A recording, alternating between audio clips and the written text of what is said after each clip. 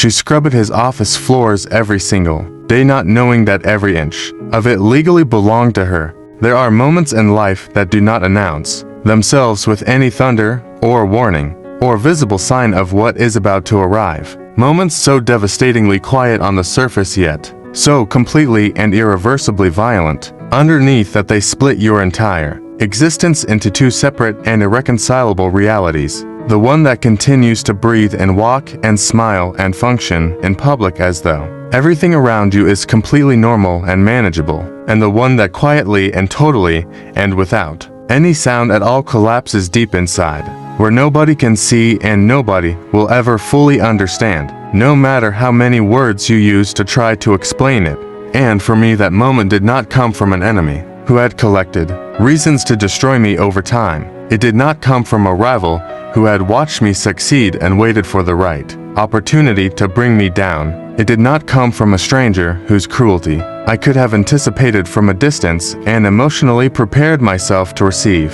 It came instead from the most unexpected and most devastating possible source, from my own flesh and my own blood, from the boy I had carried inside my body through 9 months of hope and fear and fierce, protective love, and inside my heart through every single breathing and waking and sleeping moment of his entire life after that. From my son, the one human being on this earth for whom I had given absolutely everything, one possessed without ever once calculating the cost or expecting anything to be returned, and it arrived, not quietly or privately, but in the most public and deliberately humiliating and carefully constructed cruel way that a mother could ever be made to experience in her lifetime, when he stood in front of everyone, assembled in his modern glass office, surrounded by employees who admired and respected and deferred to him, and success that gleamed and reflected from every polished surface and expensive corner of that room, and said with a smile that carried absolutely no warmth whatsoever, no memory of who I was, or what I had meant, or what I had given across the whole of his life, no recognition of the woman standing before him as anything other than someone useful for his performance. He said loudly and clearly, and without any hesitation or shame, "I'm the boss now. You clean the toilets." And the room erupted immediately and easily in laughter, careless and thoughtless and automatic laughter, the kind that people produce without examination, when they are simply and instinctively following the direction of power without stopping to question what they are participating in, or who might be quietly breaking underneath the noise of their amusement, and what not a single laughing person in that room understood or knew or could have imagined was who I actually was, not merely to him in some sentimental sense, but to the very concrete and legal and financial foundation of every single thing he was standing on and calling his own achievement, because I was the woman who had raised this man completely and entirely, and without any assistance, alone after his father died suddenly and far too young, and without any warning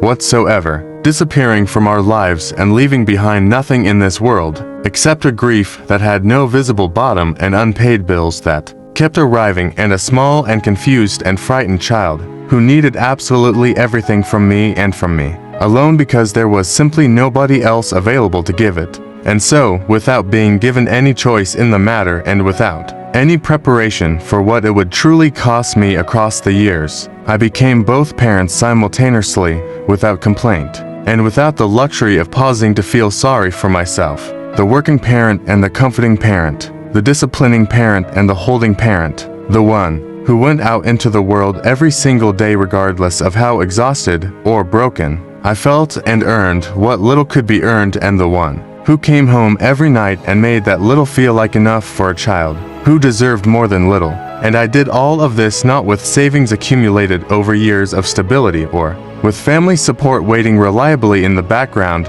or with any safety net stretched beneath me to catch me if the weight became too much. I did it entirely and only with my hands, cleaning houses that belonged to other families who had things I would never have, washing dishes in restaurant kitchens after shifts so long they blurred into each other, and left my hands cracked and my back aching with a pain no amount of sleep could repair, ironing clothes for people whose names I knew but who never once learned mine, standing at bus stops in the cold because I could not afford anything faster, And through all of this I sold things that mattered deeply to me. The ring my mother placed on my finger before she died. The small gold chain from my wedding day. Every piece of jewelry that carried any memory or meaning. And I did this not with bitterness, but with the fierce love of a woman who has made a decision so fundamental it reorganizes everything else around it, that her child's future matters more than her own comfort and her own grief and every irreplaceable thing she has ever held dear.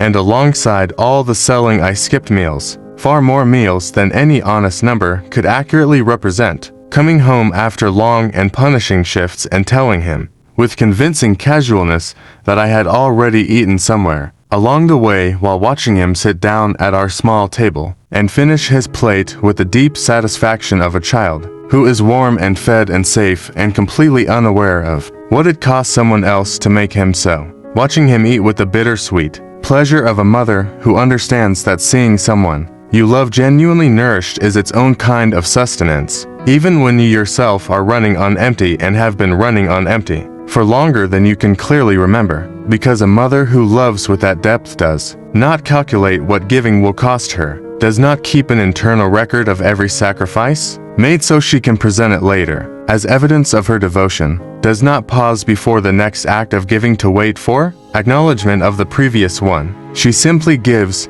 because the giving itself is the expression of something so fundamental to who she is that withholding it would feel more damaging than any sacrifice ever could. She gives and moves forward without looking back and finds something new to give when everything before has already been quietly and lovingly used up. And this is what I was made of. This is the woman standing in that office on the day he placed a mop in her hands and smiled for his audience. A woman constructed entirely of sacrifice and silence and a love so long practiced it had become indistinguishable from breathing. And not one single person in that laughing room recognized what was genuinely standing before them, which was the invisible and uncredited foundation beneath every opportunity that had led to that office and that moment of deliberate cruelty. And I stood in their laughter and felt something break inside me that was very old and very essential and had never been broken by this particular hand, and the breaking made no sound at all. And I stood in it without crying and without speaking and without letting anything visible appear on my face, because I had learned across all those years of hard and lonely life that the most powerful response in a moment of deliberate humiliation is not what the person humiliating you expects or wants. It is the response of absolute and unreadable stillness, because stillness in the face of cruelty is not weakness and not defeat, but the patient choice of someone who understands that their moment has not arrived yet, that the story is nowhere near finished, and that patience is not the opposite of power, but is in fact power quietly waiting for the moment when everything will finally and permanently and irrevocably change.